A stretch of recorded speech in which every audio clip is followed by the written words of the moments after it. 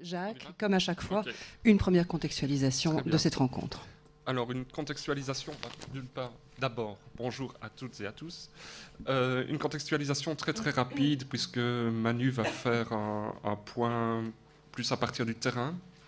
Alors, comme d'habitude, un rappel des compétences. Donc, Madame Denis est secrétaire d'État à la région de Bruxelles-Capitale, mais ce ne sont pas ces compétences-là qui nous intéressent aujourd'hui, le commerce extérieur et les services d'incendie. Par contre, pardon ? Et l'aide médicale urgente, elle est là aussi. Hein. Mais par contre, vous êtes également ministre, membre du Collège de la COCOF, en charge de la fonction publique et des politiques de santé, et c'est évidemment ça qui nous intéresse. Alors, par rapport à ces politiques de santé, j'ai choisi d'aborder juste la question à partir de la question des inégalités de santé. Et il faut bien considérer que les inégalités sociales de santé à Bruxelles sont au moins aussi importantes que la législature précédente. Alors, juste quelques chiffres pour planter le décor, mais c'est vraiment, vraiment très très partiel, hein, c'est juste pour avoir une petite idée de ce que ça peut représenter. D'une part, insister sur l'idée que les inégalités sociales de santé fonctionnent selon ce qu'on appelle un gradient social, c'est-à-dire que ces inégalités sociales, il ne faut pas les voir comme un rapport entre les plus riches et les plus pauvres, mais ce sont des inégalités qui courent tout au long de la stratification sociale et qui sont liées à une série d'éléments qui sont notés là, la scolarité, l'emploi, le logement, l'urbanisme, le mode de vie, et j'en passe. Alors, 2-3 faits à avoir en tête. Il y en a bien d'autres, mais j'ai choisi quelques faits peut-être plus marquants que d'autres. 25% des enfants bruxellois naissent dans une famille sans revenu du travail. La plus grande différence entre les personnes les moins favorisées et les plus favorisées est celle de l'espérance de vie en bonne santé, qui est de 18 ans. La différence est de 18 ans. Donc, si vous êtes dans la partie inférieure de la stratification sociale, vous avez plus ou moins bon espoir de vivre jusqu'à 55 ans en bonne santé, pour 73 ans pour les personnes les plus favorisées socio-économiquement. Et un chiffre particulier sur l'importance de la prévention et de la promotion de la santé, vous voyez par rapport à la participation au dépistage du col de l'utérus, du cancer du col de l'utérus. Alors, les inégalités sont aussi des inégalités d'accès aux soins, vous le savez tous comme moi. Le report de soins pour des raisons économiques est le plus haut des 3 régions dans la région bruxelloise. Un autre problème important est le problème des soins à domicile. Là aussi, il existe des différences importantes selon le statut socio-économique des personnes. Un chiffre pour l'illustrer, mourir à domicile est 24% moins fréquent pour la classe la plus défavorisée socio-économiquement. Donc la question des soins à domicile, qui va être une question de plus en plus importante avec le vieillissement de la population, est aussi une question sociale et pas seulement une question de santé. Et enfin, la question qui préoccupe tout le monde actuellement, qui est celle de la santé mentale, qui est elle aussi liée par une série d'indicateurs à des inégalités sociales. Voilà deux faits que j'ai tirés de la dernière étude des mutualités chrétiennes. 14% de consommation d'antidépresseurs en plus pour les classes les plus défavorisées, et plus longtemps on est chômeur, plus on augmente la consommation d'antidépresseurs. Alors, je vous avais dit que je serais rapide, donc voilà, les conclusions déjà. Il me semble que la question de la politique de santé à Bruxelles, c'est d'abord une question qui doit toucher les inégalités sociales de santé avant de toucher vraiment la question des soins. Et donc je voudrais revenir sur quatre petites questions. D'une part, ça pose la question de la transversalité. Et entre autres, c'est un sujet d'actualité, la question de la place que l'on accorde à la promotion de la santé et à la façon dont on fait... comment on articule cette question de la promotion de la santé avec le reste du travail de soi au sens large qui travaille sur les inégalités sociales de santé. Bon, on sait que le projet de décret est au travail, on va sans doute en parler. Ça pose de toute façon la question de façon générale de l'articulation entre le travail sur les questions sociales et le travail sur les questions de santé, et là aussi j'imagine on va y revenir. Alors, deuxième projet qui est en train d'être travaillé à tous les niveaux, c'est le plan de santé bruxellois. Ben là aussi, on peut se poser des questions par rapport à la question des inégalités sociales, de savoir si le plan de santé bruxellois doit être un plan de santé ou s'il s'agit d'en faire un plan sur les inégalités sociales de santé, c'est-à-dire d'inclure également des questions qui touchent au logement, à l'emploi, à l'urbanisme, à l'éducation, à tout ce que vous voulez. Et là aussi, je pense qu'on va devoir en discuter. Et enfin, la question générale, bon, j'ai intitulé ça « Dispenser le soin » et j'ai utilisé « dispenser » dans le sens de l'antonyme de « contraindre ».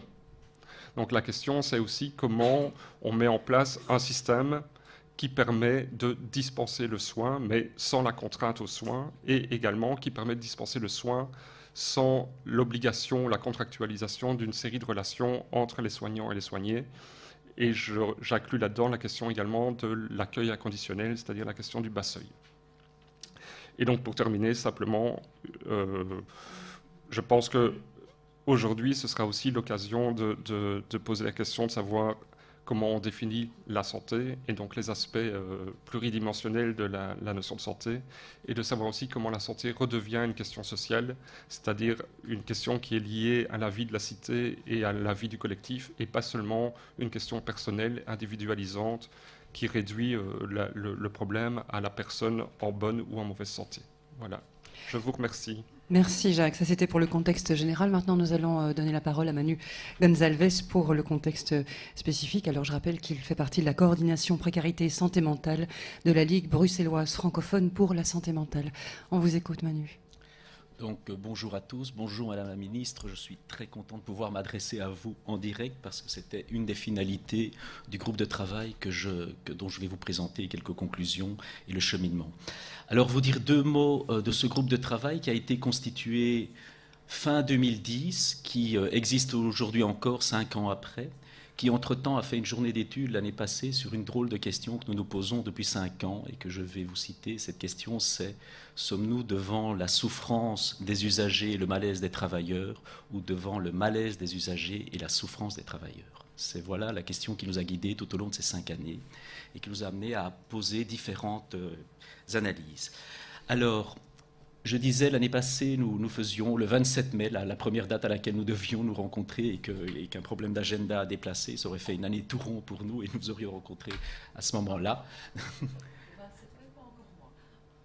Le 27 mai 2015, quand nous devions la première rencontre Élysée.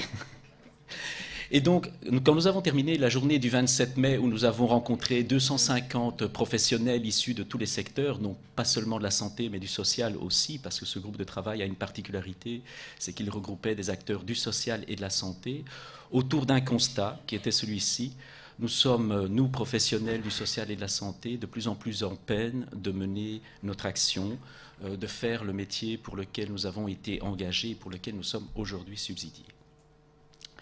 Alors cette réalité pose un tas de difficultés, entre autres, elle détériore l'image qu'ont d'eux-mêmes les travailleurs psychomédico-sociaux, elle détériore l'image qu'ont les usagers de ces mêmes travailleurs psychomédico-sociaux. Nous avons aussi pu repérer à quel point il y a aujourd'hui une logique de la suspicion qui vient parasiter toutes les capacités, toutes les possibilités d'instaurer des relations d'aide et de soins. Nous avons aussi pu repérer à quel point dans les institutions il y a parfois un hiatus entre les lignes hiérarchiques et les travailleurs de terrain, des travailleurs et des lignes hiérarchiques qui parfois ne parlent plus la même langue. Nous avons pu aussi, mais ça n'étonnera personne, repérer toutes les précarités des conditions de travail liées à la logique des appels à projets, liées aux contrats précaires, aux postes ACS, aux autres formes de subsidiation. Toutes choses qui aujourd'hui rendent plus fragile encore la mise en place de dispositifs d'aide et de soins pour les plus précaires et pour la population en général. Alors, dans les conclusions de cette journée d'études de l'année passée, une des attentes du public, c'était de dire: mais ce serait bien qu'une fois de plus, nous fassions remonter ça vers nos mandants, vers les politiques qui nous aident à réaliser nos actions, chose à laquelle nous étions engagés, et donc nous sommes très heureux de pouvoir le faire aujourd'hui. Entre-temps, nous n'en sommes pas restés là, puisque nous nous sommes appuyés aussi sur ce qui est devenu aujourd'hui un outil de travail parmi d'autres, à savoir les réseaux sociaux, et que nous avons mis en place un groupe de travail sur les réseaux sociaux qui regroupe plus de 500 personnes et qui continue depuis un an à régulièrement s'arrêter sur ces questions, sur les tentatives de résolution, sur les limites de nos mandats, sur les questions que cela pose. Alors je ne vais pas la faire beaucoup plus longue parce que je pense que c'est vraiment du débat de cette matinée que ressortiront les choses les plus intéressantes. Mais j'aimerais terminer sur une question qui nous occupe, je devrais peut-être dire même à certains moments, qui parfois nous obsède, qui est de savoir, dans un tel contexte que vous connaissez aussi bien que nous, comment sommes-nous aujourd'hui, professionnels du social et de la santé? Et vraiment, j'attire l'attention sur le fait que je parle bien des professionnels du social et de la santé. Je sais que je m'adresse à la ministre de la Santé, mais comme l'a dit avant moi Jacques Moriot, la question du social est effectivement indécollable de la question de la santé. Eh bien, comment pouvons-nous garantir aujourd'hui une offre d'aide et de soins de qualité et des conditions de travail qui rendent justement cette qualité possible? Si j'osais la provocation, je me dirais qu'il nous arrive parfois de nous demander si demain sera fait de moments où nous devrons décider qui nous aidons ou qui nous n'aidons pas. Voilà, je vous remercie. Merci. Alors...